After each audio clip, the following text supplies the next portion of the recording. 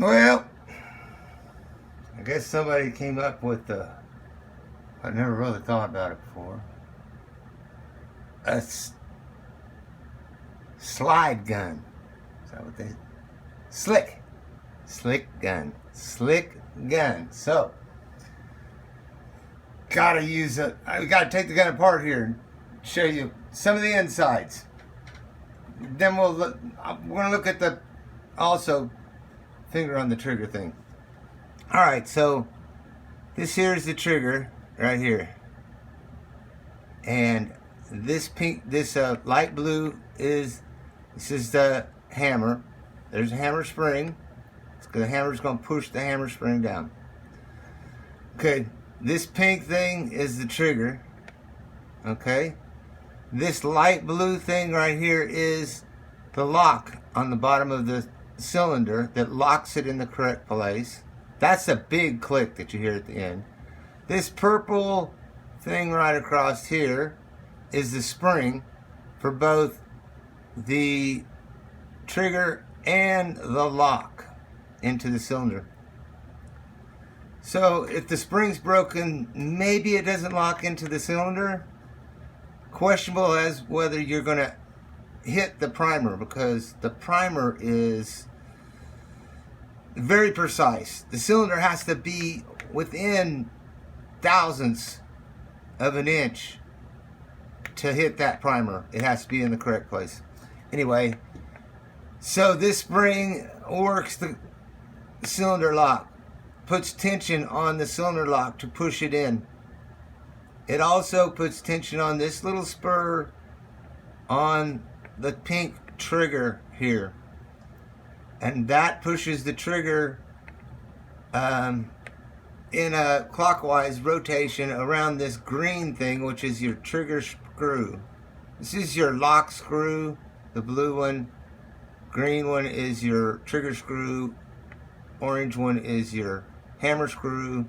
This is your lever bar for to ratchet your cylinder. Okay, so now we've got this spring pushing up on the bottom of the trigger, and what that does is it, on the top of this trigger, there's this little pink spur at the top, and that spring keeps it always pushed up against this blue hammer right here, which has these little notches in it, and that causes the pink trigger to push into the notches. So if the spring's broke, then maybe the trigger spur does not go into the notches, and that would cause it to go off without pulling the trigger. All you'd have to do is pull the hammer. Other thing is, if the spur is broke off the top here of the trigger, then the same effect. The triggers are going to have no effect on the hammer, so it's just going to fire. A slick gun, from what I understand, they cut this spur off so they never have to use the trigger. They only use the hammer. It's a possibility. Could have been somebody else's gun that was used for plinking. It had been modified for fanning without having to hold the trigger. So there's your components right there that we're looking at that could cause the condition that Alec is talking about. Sorry it takes so long on that. Sorry I'm using lousy equipment. Thank you guys very much for all your comments. And some of them were being kind of nasty at I don't know, it all got into the Trump and stuff. And I'm not getting into that because I'm keto walk. I'm a fence walker. So I'm just looking for all the little details and trying to picture how they go together.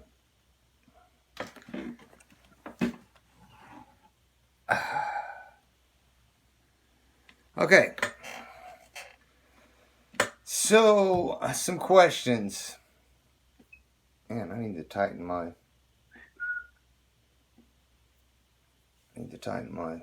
grip up. I check all my screws. Anyway, check your screws. So, I never touched the trigger. I saw his finger was always pointing forwards. Okay.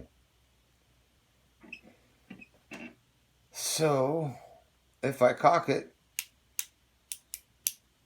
it's very difficult to cock,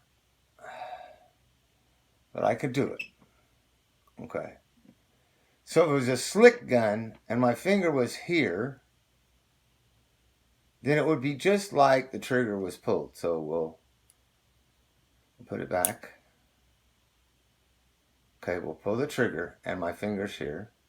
So yeah, he could do that. And he would still hear 1, 2 clicks. No, if it was slick, he would only heard that last click. Is that right? Yeah, I can hear the cylinder locking. So you would hear the cylinder lock. But yeah, it's still free to go, you know. Nothing would stop it. But here's the question. What do I feel right now? I feel like I better not let this thing go because I'm having to push on it with about 10 pounds of pressure with my thumb to keep it from slamming into the firing pin. So why would you just let go of it? You don't. No, you let go of it.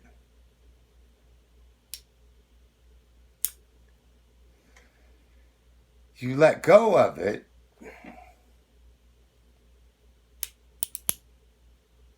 When you can feel no pressure on the thumb now. Okay, so it's okay to let go. Right? If you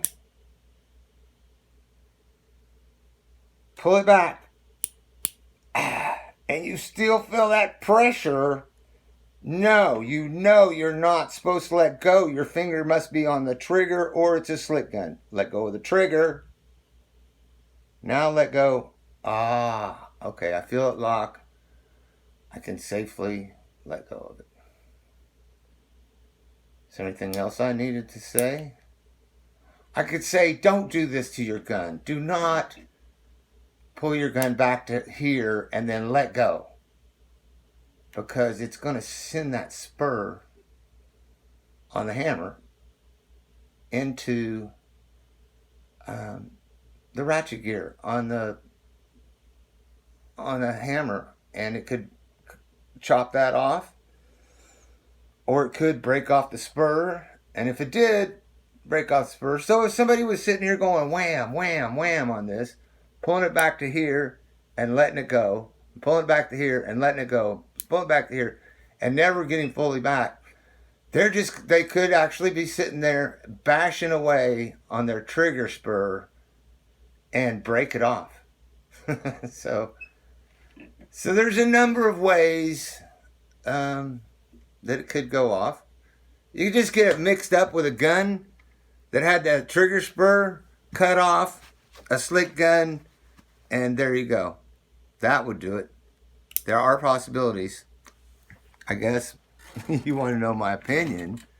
I think there was no armor, and Halyna said it was okay according to Alec. We'll never know that. And Alec said it was okay, but there was no armor. And it's supposed to be the armor that actually gives you the gun and says, it's okay, do exactly this with it. And Alec is like, hey, let's take some pictures. So he's like pointing the gun. She's like, move it up, move it down, move it up. Okay, over there. Want to see me pull the hammer back? Yeah, okay. Pulls hammer back. Hammer still has not locked. He can feel that it's going to slam into the pistol's firing pin, and he says, wow, isn't that neat? Boom! Playing with a gun. That's why you have to have an armor on the set to keep fucking idiot actors from playing with their damn guns. Oh, boy. Peace out. Jefferson T. Rowe.